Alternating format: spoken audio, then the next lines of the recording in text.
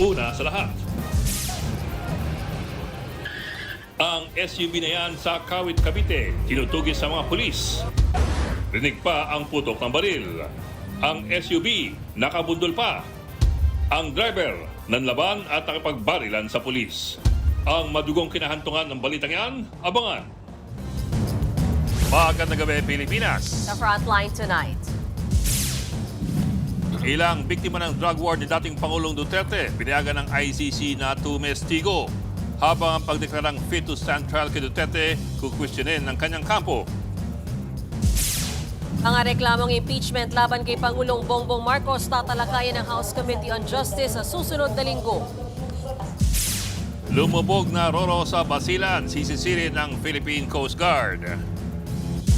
Chinese ambassador sa Pilipinas gustong palitan ng ilang senador. Pambabastos daw kasi ang pagtutrol ng Facebook page ng Chinese Embassy Manila sa mga opisyal ng ating gobyerno. La News 5 exclusive, lalaking naingayan sa kapitbahay niya, naka-livestream ang pamamaril. Habang ang grupo ng mga estudyanteng ng doorbell prank, pinagbabaril ang sinasakyan nilang kotse. At ang mga viral na kabayong stuffed toys na bakit mukhang malungkot.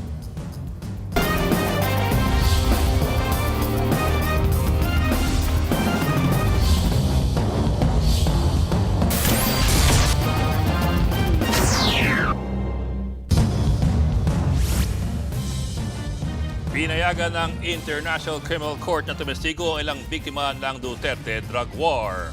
Samantalang ang kampo ng dating Pangulong Rodrigo Duterte iaapila ang deklarasyong fit to stand trial ang dating Pangulo. Nasa frontline ng balitang yan si Camille Samonte. Dismayado at naghahanda ng umapila. Ganyan ang tugon ng kampo ni dating Pangulong Rodrigo Duterte sa inilabas na desisyon ng International Criminal Court hinggil sa kalusugan ni Duterte. Idineklara kasi ng ICC Pretrial Chamber 1 na medically fit o kayang humarap ng dating Pangulo sa pretrial proceedings para sa kasong crimes against humanity. Base yan sa assessment ng panel of independent medical experts na itinalaga ng korte para sumuri kay Duterte. Itinakda na rin sa February 23 ang confirmation of charges hearings. Para kay Atty. Nicholas Kaufman, hindi nabigyan ng due process si Duterte dahil hindi sila pinayagan magpresenta ng mga obserbasyon ng medical experts na mula naman sa defense team. Ito raw ang igigiit nila sa kanilang apela. Nag-react naman dyan si mamamayang Liberal Representative Laila De Lima. Anya, dapat nang itigil ng mga Duterte ang drama at ituloy ang kaso. Delaying tactic lang daw ang paggamit ni Kaufman sa umano'y mental incapacity ni Duterte. Ayon naman kay ICC Assistant to Counsel Attorney Cristina Conti, hindi na pwedeng mapigilan ang confirmation of charges hearing kahit pa umapela ang defense team. Kinontra rin ni Conti ang pahayag ni Kaufman na hindi napagbigyan ng defense team na questionin ang medical report ng independent panel. Wala akong nakikita ngayon na may court practice na matapos tingnan ng independent panel of experts, ibig sabihin, hindi para sa prosecution, hindi para sa defense, may papayagan na isang partido na magpresenta ng sariling eksperto na kukontra dun sa independent panel of experts. Samantala, nasa dahig ngayon si Vice President Sara Duterte para dumalaw sa kanyang ama. Ayon sa bise, alam na niyang matutuloy na ang confirmation of charges. I think part naman na siya sa process, no? Madugay na nato na siya gihulat. So, ang family, wala pa mi nakadiscuss og statement. We should come out with a statement.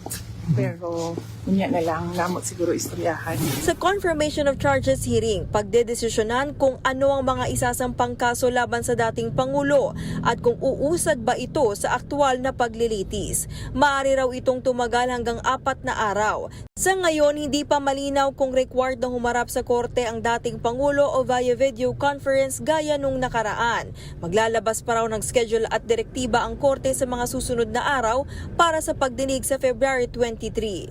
Samantala, pinayagan ng ICC Pretrial Chamber ang ilang biktima ng war on drugs na makilahok sa kasong isinampa laban kay Duterte. Kabilang dito ang 29 na aplikante na pinayagang tumestigo matapos kilalanin bilang biktima biktima sa kaso, habang higit 200 pang aplikante ang partially approved. Kasabay nito ay tinukoy naman sina Attorney Joel Butuyan, Attorney Gilbert Andres at isa pang abogado mula sa Office of Public Counsel for Victims para maging legal team na siyang magiging kinatawan ng mga biktima. Nagbabalita mula sa Frontline, Camille Samonte, News 5. Iimbitahan si Pangulong Bongbong Marcos na humarap sa pagdinig sa impeachment complaint kung matukoy na sufficient in form and substance ang reklamo laban sa kanya. Ayon kay House Justice Committee Chairperson Jeremy Luistro, i-consolidate muna nila ang dalawang impeachment complaint sa Pangulo at sa kanila dedesisyonan kung sufficient nga ba in form and substance sa mga ito. Prerogative naman daw ni Pangulong Marcos kung pupunta sa o hindi. Sa February 2 hanggang February 4, target na talakayin ang impeachment complaint. Kung kulang pa itong hearing dates na ito, we will be scheduling further dates on the succeeding week. We are not supposed to proceed to the succeeding step kung hindi makakapasa dun sa standard ng sufficiency in form and sufficiency in substance. Kumpiyansa naman ang isa sa mga complainants ng grupong bayan na malakas ang ebidensya laban sa Pangulo. Kabilang sa mga binanggit nila sa reklamo ang mga unprogrammed funds at umalay 100 billion pesos na insertion sa 2025 national budget. Any of the three committed by any impeachable official like the President is a strong ground for impeachment, for betrayal of public trust. We will win the grounds on impeachment dito sa kasong ito. CCC rin daw ng mga tauhan ng Philippine Coast Guard ang lumubog na Roro sa Basilan. Bahagi yan ng paghahanap sa 10 pang nawawala. Habang ang kumpanyang may-ari ng Roro suspendido muna ang lahat ng passenger fleet. Nasa frontline ng balitang yan si Mon Gualvez. Sa aerial inspection ng Philippine Coast Guard, makikita ang ilang debris o bahagi ng lumubog na MV Tricia Kirsten 3 sa karagatang sakop ng Basilan. Kasama nitong palutang-lutang sa tubig ang ilang gamit din ng mga pasahero. Kapansin-pansin din ang mga oil sheen mula sa kargang diesel ng barko, pero paniniguro ng Coast Guard kung saan naman itong nawawala. Sabi ng Philippine Coast Guard, aabot sa 76 na metro o mahigit 200 talampakan yung lalim ng pinaglubugan ng Roro vessel.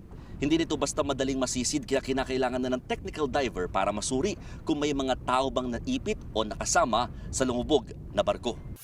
Bukas sisimula ng pagsisid sa lumubog na barko kasama na ang remotely operated vehicle o ROV na kayang makita ang sitwasyon sa ilalim ng dagat. Nakalabas naman na halos lahat ng naunang isinugod sa ospital sa Basilan. Maliban na lamang sa 68 taong gulang na nanay ni Adzarhim. Halos 3 oras daw silang nagpalutang-lutang sa dagat bago nasagip. Hindi na namin alam kung mabubuhay pa kami o hindi na. Nasawi rin ang kapatid ni Adzarhim habang nawawala pa rin ang 2 taong gulang niyang pamangkin. Sinisisi nila ang luma na umanong barko. Sana yung barko, hindi na lang nila pinabiyahe kasi dating sira na yun. Pinabiyan na kami.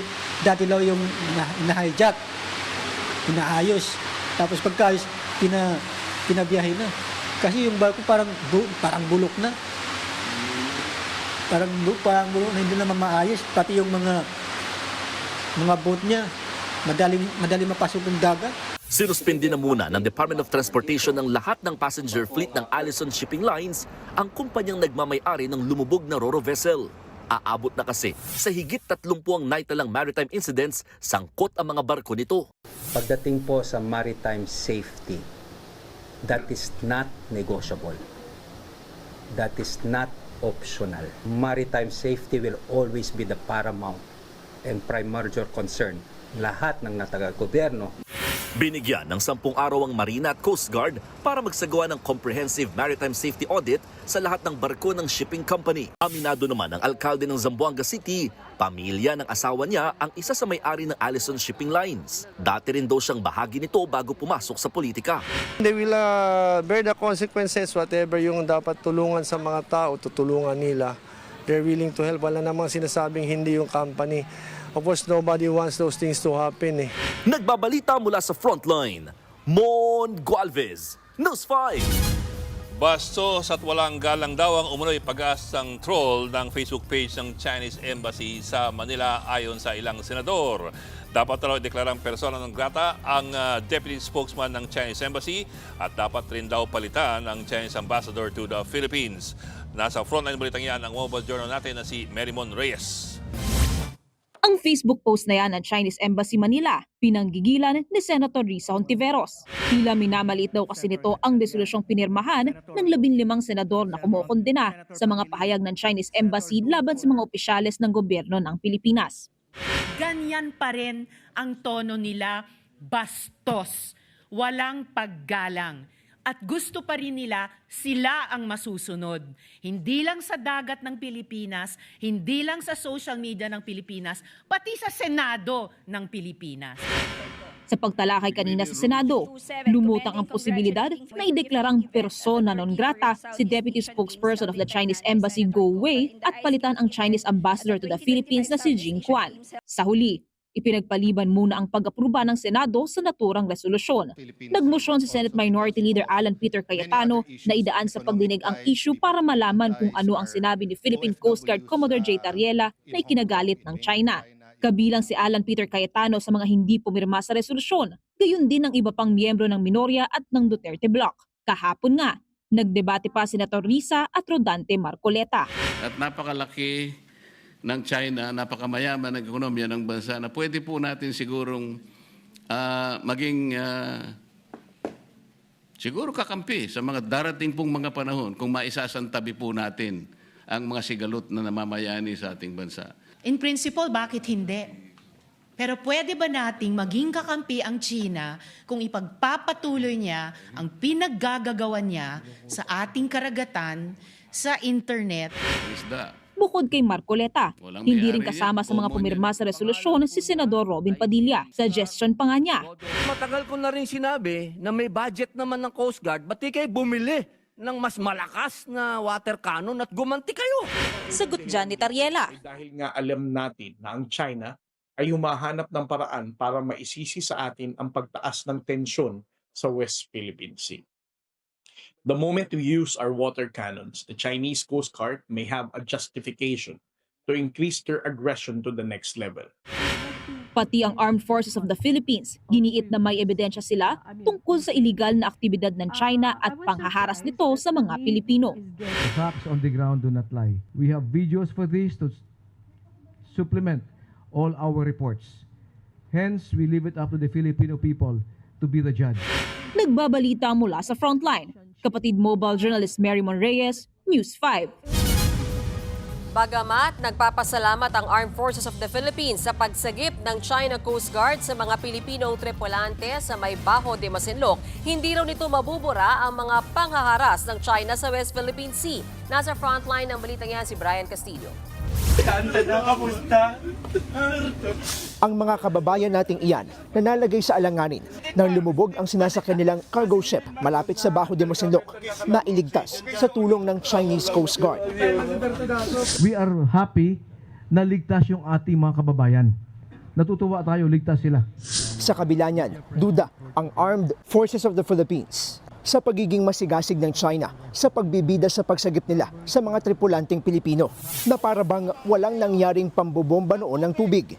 Ayun, bumangga na naman po, bumangga na naman. Pagbangga at pagbuntot sa mga barko ng Pilipinas ng mga dihamak na mas malalaking barko ng China sa West Philippine Sea. It is one action of a Coast Guard to save life at sea. It will not erase the hundreds of coercive and aggressive actions done in the past. Hindi raw basta-bastang mabubura ang paulit-ulit na panghaharas sa atin ng China. Samantala, mas pinaigting ng AFP at PCG ang pagbabantay sa ating soberanya, partikular na sa West Philippine Sea. Lalo't baka pag-interesan ang anunsyo ni Pangulong Bongbong Marcos na bagong diskubring gas sa Malampaya. Isinagawa rin ang ika-11 bilateral maritime cooperative activity ng Pilipinas at Amerika. Pero simula pa lang, may namataan na agad na nakabuntot na barko ng China. Yung nakita natin is Jiangdao class frigate nila.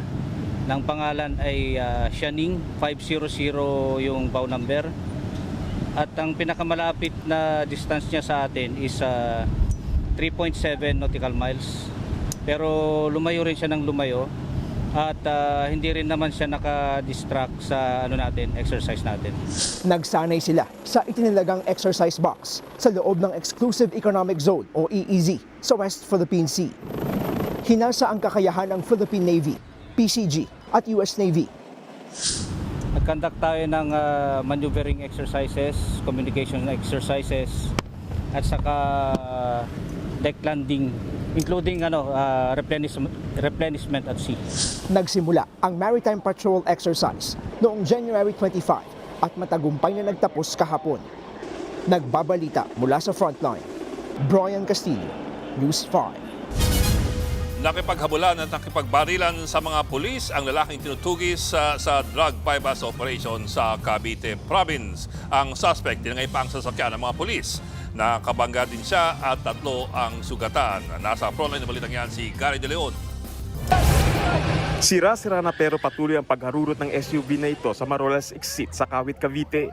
Hinahabol na pala ito ng mga pulis. Narinig pa sa video ang pagputok ng baril. Sa bilis ng takbo ng sasakyan, nabundol nito ang isang motorsiklo. Na-corner ang SUV sa Marolas Exit at pilit pinasusuko ang driver. Pero muli raw itong nagpaputok ng baril kaya gumanti na ang mga pulis. Nang puntahan ng sasakyan, dito na tumambad ang duguan at patay ng driver. Ayon sa PNP, tumakas ang lalaki matapos matunugan ang drug bypass operation ng mga pulis sa Bacoor. Tinangay lang din daw ng suspect ang naturang sasakyan sa mga pulis. Pag-park po nung sasakyan ng Intel, pag-responde para huliin na, nung padadapain na sana para mukhang masyado daw malakas. So nakapasok na sa loob ng sasakyan, yung sasakyan ng tropa ng Intel, yun ang itinakbo niya. So inalarma ko na po kaagad yung namin, yung Tactical Operation Center. Kinall out lahat po ng mobile patrollers natin.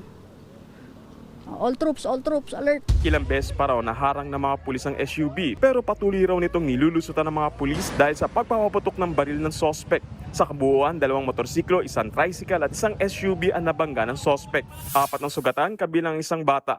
Napag-alamang dati na ring may kaso sa illegal na droga, pagnanakaw at illegal gambling ang 36 anyos na suspect. Nagbabalita mula sa frontline, Gary De Leon, News 5. Ni-livestream ng isang lalaki sa Nueva Ecija ang pamamaril niya sa kanyang kapitbahay. Ang dahilan, naingayan daw siya at nayabangan. Nasa frontline ng balitang yan, si Mr. Exclusive Gary De Leon. Huwag mo akong minumura! Ako nagpapatrabaho! Naka-livestream ang away ng 2 lalaki sa Peñaranda, Nueva Ecija. Ayan, nananakot, 45 baril. Ang isa, armado habang cellphone lang ang pantapat ng kaalitan niya. Maya-maya, biglang nauwian sa pamamaril. Nagtatapang-tapangan ka dito. Sige, murahin mo ako na murahin. Oy, pulutin ba? Sige!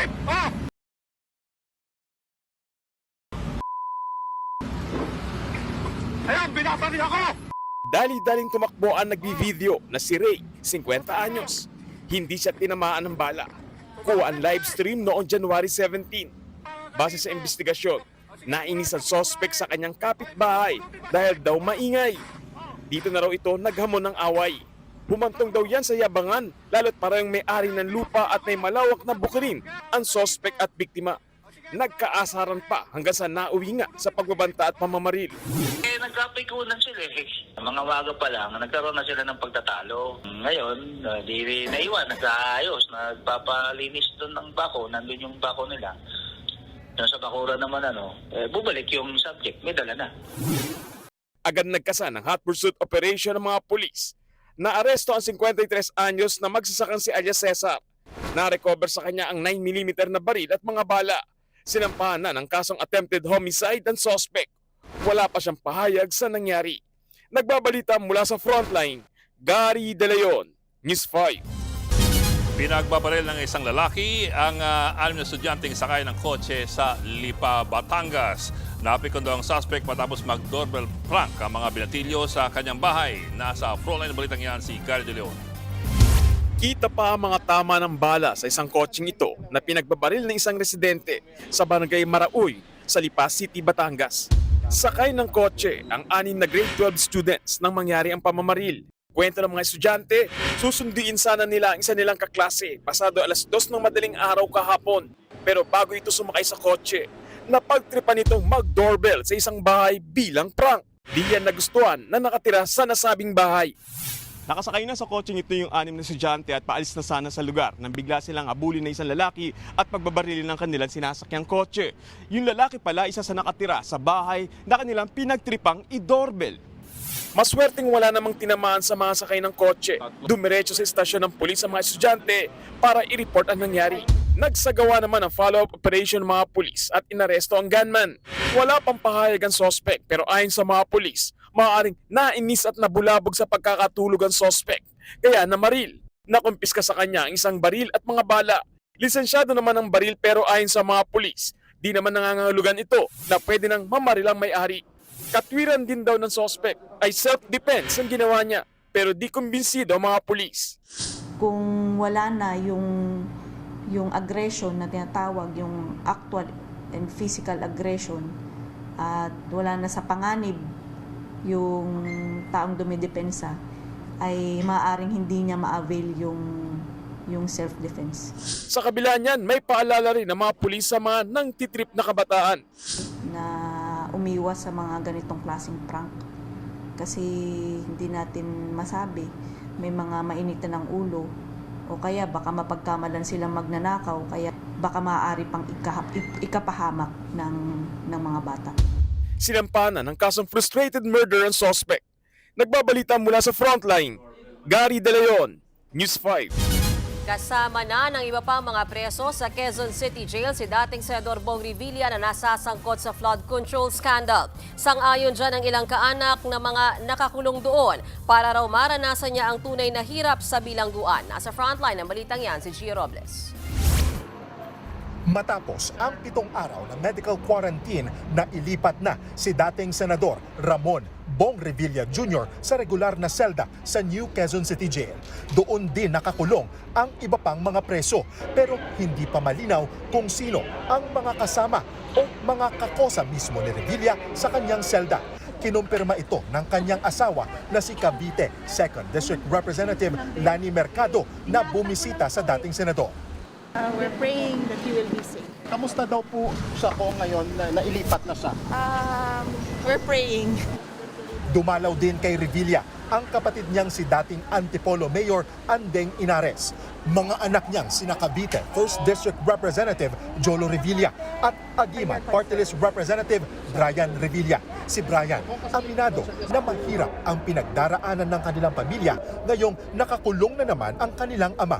So mahirap lang din po sa amin, and it's hard for me to also express how I really feel because it's a hard position to be in right now. Bukod sa pamilya Revilla, may mga kaanak rin ng ibang PDL ang bumisita ngayong araw sa New Quezon City Jail. Sang-ayon ang ilan sa kanila sa paglipat kay Revilla sa regular na kulungan. Para maranasan din niya kung paano rin yung mga ginagawa nila dyan. Walang space special para sa PDL na nakakulong. Laging sinasabi nila walang VIP. Bakit ibukod pa sila kung walang VIP? Oo, para malaman rin nila kung ano rin ang maano sa mga PDL. Siyempre, magsasabi niya mga PDL nga kung ano ang hirap. Nakatakda namang maglabas ng desisyon ang Sandigan Bayan sa musyon ng kampo ni Revilla na ilipat siya sa PNP Custodial Facility sa Campo Crame. Binigyan ng Anti-Graft Court ang Ombudsman Prosecution Panel na magkomento sa apela bukas. Sa February 9 naman, ang bagong pagbasa ng sakdal kay Revilla at iba pang akusado. Nahaharap sila sa kasong paglustay ng pondo ng bayan dahil sa umano'y Ghost Flood Control Project sa Pandi, Bulacan. Nagbabalita mula sa Frontline, Gio Robles, News 5. Nanganib na masuspindi ang pagsesweldo kay Senator Bato de la Rosa sa gitna pa rin ito ng ilang buwan na niyang pag-absent mula po sa Senado. Ayon kay Senator Ping Lacson, may niluto na raw na ethics complaint si dating Senador Antonio Trillanes laban kay de la Rosa. Target raw nitong ihain sa Senate Ethics Committee sa Marso, sakto sa ika-6 na buwang hindi pagpasok ni de la Rosa. Dagdag pa ni Lacson, nakipag-usap daw siya kay Senate President Tito Soto kung paano tutugunan ang sitwasyon ni De La Rosa. Pero ayon kay Lacson, kailangan pa raw nilang pag-aralan ng mabuti ang posibleng no work, no pay na ipapataw laban kay Senator Bato. Yun ang isang suggestion na baka isuspend or itigil yung sweldo kasi parang Sabi ko kay SP kanina, paaral natin mabuti kasi covered kami ng civil service law. Baka hindi ubra yung hindi mo pasweldo yung senador kung walang basis. Pero tama rin sa SP, we have our own rules. Bound tayo ng ethics committee recommendation. Once ma-adapt sa plenary, pwedeng isa sa mga recommendations at pwedeng implement ng plenary na itigil ang sweldo.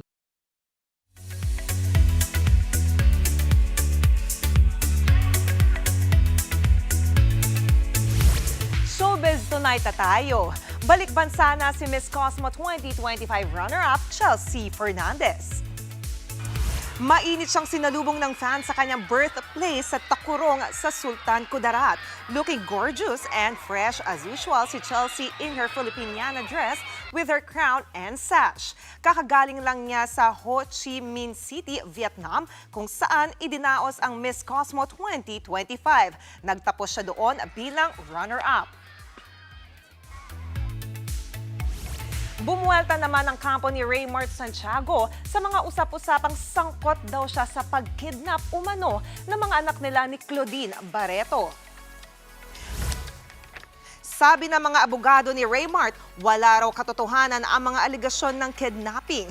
Hindi na raw sila o nila sasagutin pa ang mga komentong yan dahil sa mga gag order mula sa korte.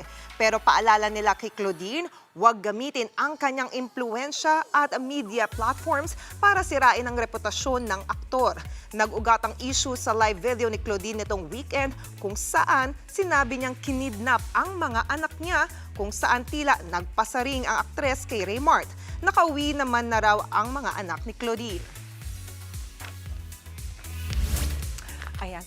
Bok, mayan yung tungkol dun sa Lacson, sa proposal na wag muna pasahurin si Bato because absent siya for almost 6 months na this coming March, no?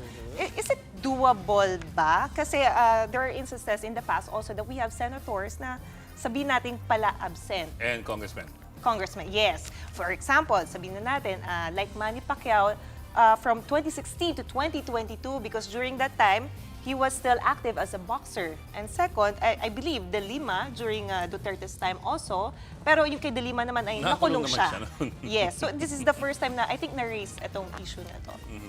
Pero wala namang no work, no pay rule ng Senado, di ba? Alam mo, kailangan ko ang alamin yan eh. Kasi nung time nga na maraming absences si Senator Manny Pacquiao, yung marami siyang laban, nobody asked nga talaga kung sumisweldo ba siya nung time na, kumpleto pa rin ba yung sweldo niya nung time na absent siya dahil sa mga trainings niya. Pero ang mahalaga kasi dyan, Johnny, yung staff ay sumisweldo pa rin kasi they're still doing their job. It's not their fault if their bosses don't Oo, come to work. kasi nagka-craft pa rin sila ng mga legislation. Pero I think maganda nga talagang tignan yung mga past. You're talking about the Senate, kasi if you look at the bigger picture, even in Congress, maraming notorious dyan eh. Yes. For example, in the previous Congress, si Congressman Juice Desma, talagang hindi pumapasok. Yes, I remember that. Madalas nasa opisina siya o nasa labas. Sometimes nakikinig sa live broadcast. Pero, sorry sir, kasi di ba ang medyo may lusot kapag congressman ka, di ba? Pag wala ka, pwede mong sabihin na kasi vinivisit mo yung distrito mo. Pero pag senator kasi, walang district That's why you only have 3 session days in a week. Yon, after nun dapat tsaka ka dapat mag-ikot. But sa Pilipinas parang walang no work, no pay policy. Pero I also looked it up. In other countries may ganun. For example, in Canada, meron silang Section 57-1 ng Parliament Act of Canada where after you hit 21 absences without any justification, sisimulan ka ng bawasan ng sweldo up to 120 Canadian dollars per session. Sa Belgium, meron yung pay cut within a certain cap. Sa Poland, 1/30th ang cut ng sweldo per day. Baka it's time to look at it, Hindi, baka it's time to ask sila Senate President Soto na baka kailangan na nilang maglagay ng rules na gano'n. Ito pa. Sa Australia, beyond 2 months absences, you can lose your seat. In Parliament. Also, the same goes with Macedonia. 6 months absence, you lose your seat. Okay. Baka nga So, kailangan may mga maglagay na ganong- ng rules, ano? Kasi hindi na lang siya parang isolated incident, ano? May mga nangyayari May talaga na nangyayari, hindi yes. na pumapasok kagaya nga nito. Sa ating mabait eh. Isa rin yan. Okay. Okay, susunod. Halos 200 panukalang nagsusulong ng anti-political dynasty inihain ngayong 20th Congress. Sa babaeng tumatawid sa kalsada sa Quezon City, nasagi ng ambulansya. At ang K-pop Demon Hunter singer na si EJ engaged na. Magbabalik pa ang Frontline tonight.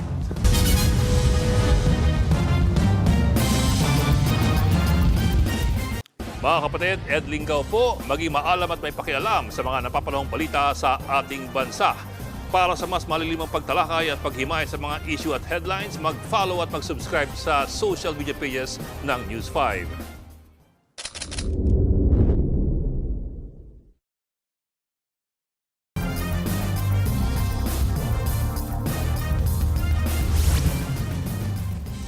Isang panukala ang tinalakay ng Kamara para sugpuin na ang political dynasty sa bansa. Sa dami tuloy, pinuna ng COMELEC ang magkakaibang probisyon ng mga panukala. Nasa frontline ng balitang yan si Mobile Journal Arles de los Santos. Panahon ng pag-usapan ng gusto para makapasa. Sinimulan ng talakayin sa Kamara ang mga inihaing panukalang batas laban sa political dynasties. Kabilang dito ang bersyon ni House Speaker Bogie D. at House Majority Leader Sandro Marcos na inihain noong Disyembre. Pero sa pagdinig ng House Committee on Suffrage and Electoral Reforms, lumalabas na may 20 pang panukalang nagsusulong na sugpuin ang political dynasty sa bansa ang inihain sa ilalim ng 20th Congress.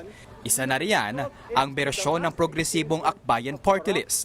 Para sa kanila, hanggang 4th degree relative ng isang politiko ang maituturing na political dynasty. Grabe naman, 4th degree. Magre-result yan sa mass extinction.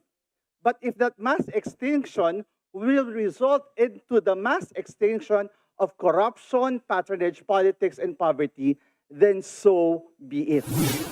Ang bersyon naman ni Caloocan Representative Edgar Erice, planong limitahan ang mga nakaupong magkakamag-anak na opisyal sa 2 at hanggang 2nd degree lang tulad ng mag-ama. Isa sa national, isa sa local. Hindi makatwiran at hindi na epektibo kung pati magpipinsan at mas malayong kamag-anak ay babawalan. Kung ang iyong immediate family ay hindi magkasundo at sabay-sabay kayong kakandidato, pareho kayong madidisqualify. Present sa hearing kanina ang mga kinatuan ng civil society organizations, framers ng 1987 Constitution at 4 na dating Supreme Court Justices. Unang tinalakay ang matagal ng debate kung ano nga ba ang political dynasty. Ang sabi lang kasi sa Section 26 Article 2 ng Saligang Batas, bawal ang political dynasties alinsunod sa kahulugan nito sa batas. Ang kaso, hanggang ngayon ay wala pa rin ang batas na yon. At yan ang dapat maging malinaw sa ipapasang panukalan ng Kongreso. Bagay na binigyan diin ni COMELEC Chairman George Garcia. Aniya, dapat plantsahin muna ang magkakaibang probisyon ng lahat ng panukala tungkol sa anti-political dynasty. Sa lahat po ng 21 bills, magkakaiba po ang remedies na ino-offer ng bawat isa. Tingnan niyo po, ang ginamit ng iba, disqualification. Ang ginamit ng iba, cancellation. Magkaiba po ang implication ng disqualification at cancellation. Can a dynasty be substituted? Dapat po mailagay din siguro yon. Kasi otherwise po, kung hindi, everybody can be substituted. Anybody can withdraw for a particular period. Sa pinakahuling survey ng Pulse Asia, 54% o higit kalahati ng mga Pilipino ang suportadong pagbawalan ang political dynasties. Tiniyak naman ni House Speaker Bogie D na tutugon ng Kamara sa hinihingi ng taong bayan. Ay malinaw ang aming hangarin na seryosong talakayin ito ng kapulungan ng buo, tapat at may malasakit sa bayan at sa kinabukasan ng ating pong bansa. Sa February 10, ang sunod na committee hearing ng Kamara ukol sa political dynasties. Nagbabalita mula sa Frontline, Mobile Journal Arles de los Santos, News 5. Sa sa dashcam, ang pagkasagi ng isang ambulansya sa babaeng tumatawid sa kalsada sa Quezon City. Ang ambulansyang may pupuntahan sa ng emergency, agad ding tumulong sa biktima. ang mga disgrasya sa kalsada sa frontline report na ito. Sa kuha ng helmet camera na ito sa Batasan San Mateo Road sa Quezon City, makikita ang pagtawid ng babae sa kalsada. Hindi pa man nakakaabot sa kabilang bahagi ng kalsada. Bigla siyang nasagi ng isang ambulansya. Tumilapon sa kalsada ang babae. Kapansin-pansin nakaka-counterflow ang ambulansya habang may puputahang emergency. Agad naman siyang sinaklolohan ng personnel ng ambulansya. Hindi rin siya nagtamo ng seryosong injury. Nahulog ang truck na yan sa bangin sa Sogod, Cebu. Nagkalat ang mga karga nitong itlog. Hinakot na ilang residente ang mga nagkalat na itlog. Sugatan naman ng driver at 2 pahinante ng truck. Base sa investigasyon, galing na Bantayan Island ang sasakyan at patungo ng Cebu City para mag-deliver ng itlog. Nawalan umano ng kontrol ang driver ng truck hanggang sa dumastos pababa sa bangin. Nagpapagaling na sa ospital ang 3 sugatan.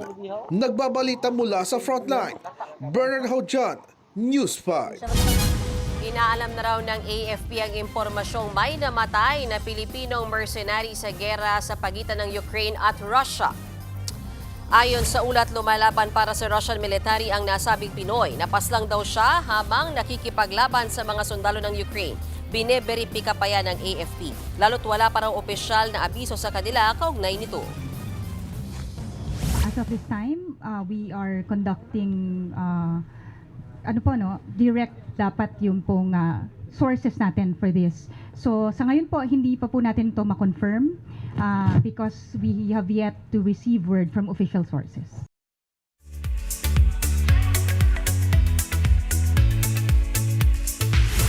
Nagsalita na si K-drama superstar Cha Eun-woo sa mga balitang tinangkaraw niyang hindi magbayad ng 20 billion won na halaga ng tax.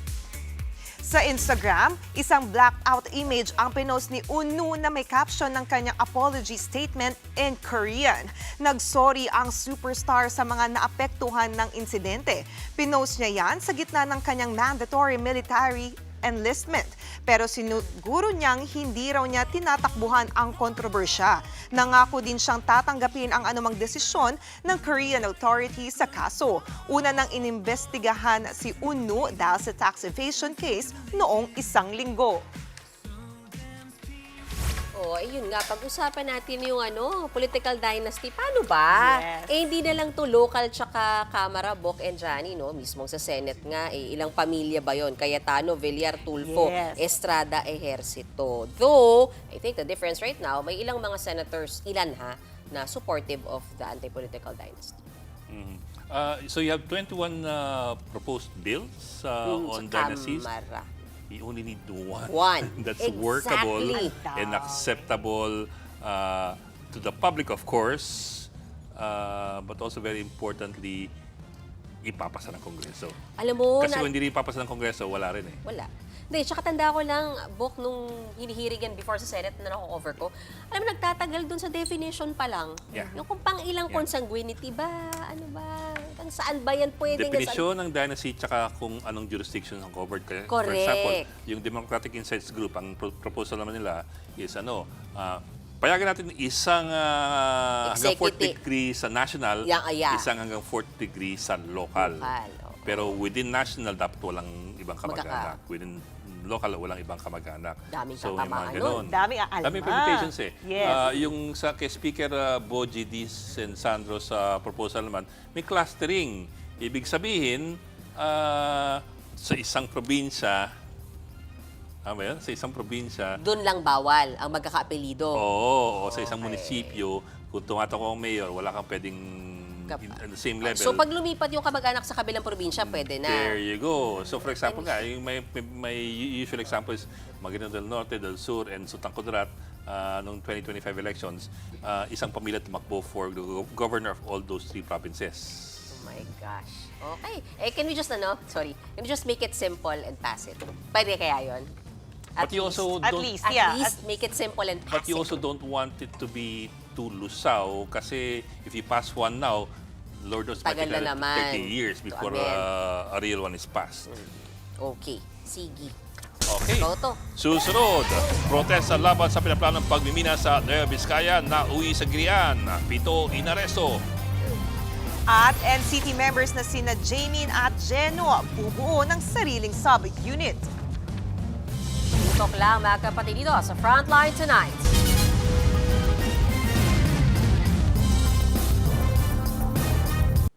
Mga kapatid, Mean Los Baños po, huwag magpahuli sa mga balita at impormasyong dapat ninyong malaman. Para sa mas malawak na balitaan at diskusyon, mag-follow at mag-subscribe na sa social media pages ng News 5.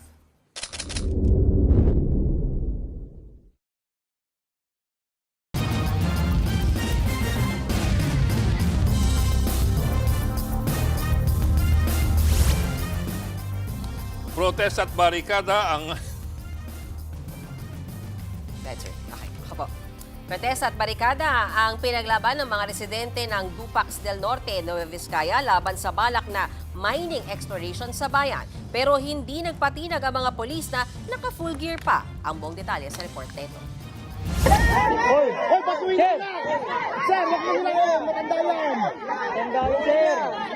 Tensyonado.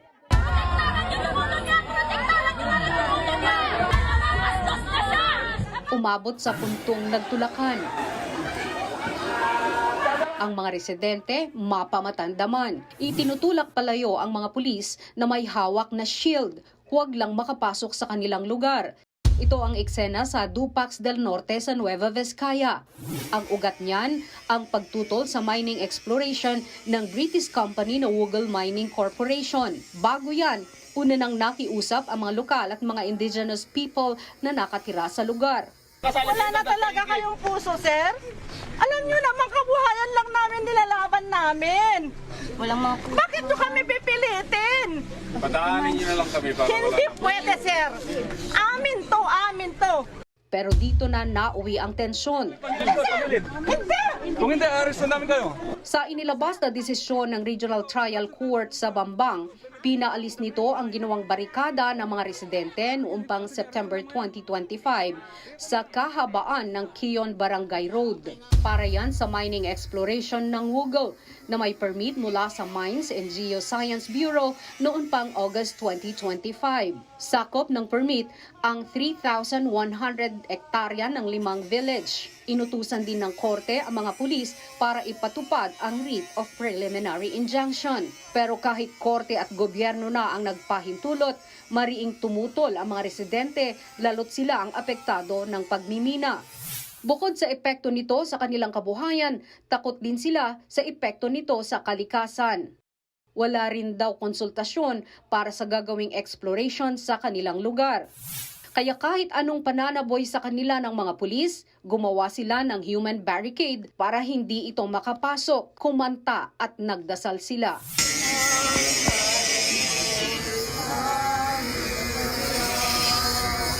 Ang isang land defender, sinabihan ang mga pulis na private property ang kanilang pinasok. Tapos na po, Sheriff. PNP, ang trabaho ninyo. Private property na po ito. Arestuin mo nga ito. Okay. Pinusasan at inaresto. Isa siya sa 7 dinampot at inireklamo ng mga pulis. Pero ibinasura ng korte ang reklamong yan. Nanawagan naman kay Pangulong Bongbong Marcos at iba pang lokal na gobyerno ang International Coalition for Human Rights in the Philippines na palayain na ang mga naaresto. Samantala, sinusubukan pa ng News 5 na kunan ng pahayag ang Department of Environment and Natural Resources o DENR at ang Wugol Corporation. Pati naman ang mga migranteng Pinoy at mga nasa United Kingdom nagkasa ng protesta sa headquarters ng Wugol Corporation. Patuloy namang kinukondena ng iba't ibang human rights groups ang ginawang pag-aresto sa Dupax del Norte 7. Nagbabalita mula sa Frontline, Margie Bentulan, News 5. Abangan, mga kabayong stuffed toy sa China. Bakit kaya nakasimangon? At K-pop Demon Hunter star na si EJ ibinahagi ang kanyang golden engagement. Tuloy-tuloy ang balitaan dito sa Frontline Tonight.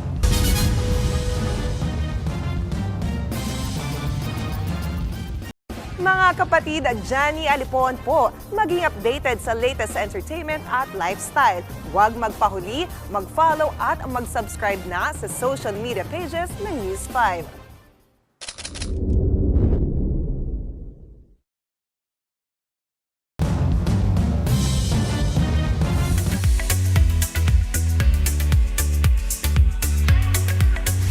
Ibinahagi ni K-pop Demon Hunters star EJ ang kanyang engagement photos sa kanyang fiancé na si Sam Kim.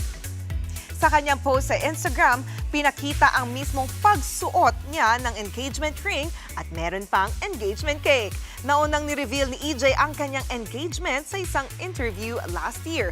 Nag-focus muna siya sa kanyang musical career. Nakilala si EJ bilang ang singing voice ng character ni Rumi sa K-pop Demon Hunters. Congratulations EJ and Sam! NCTzens ang mag-ingay. May bagong sub-unit ang NCT featuring Jeno at Jaemin.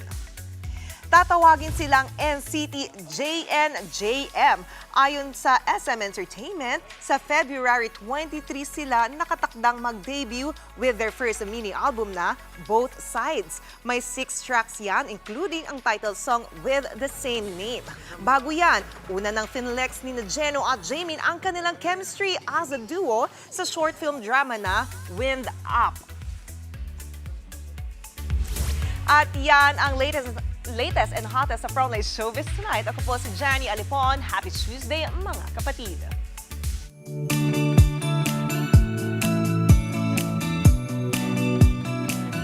At sa ating pabawang pampa-good night, viral sa China ang mga stuffed toy na kabayo ngayong Year of the Horse. Oy, mabenta yan, Boka, bilang Lunar Year decoration kahit na meron pang factory defect. Imbes na masaya ang facial expression, nagmukha tuloy na tila naubusan ng social battery ang mga stuffed toy. Binansagan na crying horses sa mga ito ng Chinese netizens. Ayon sa may-ari ng wholesale store, aksidente raw na itahi ang bibig ng kabayo na mukhang nakasimangot imbes na nakangiti. Nag-alok pa raw sila ng refund pero hindi na raw isinoli sa tindahan ang mga stuffed toy. At yan ang 45 minuto na nagbabagang balita.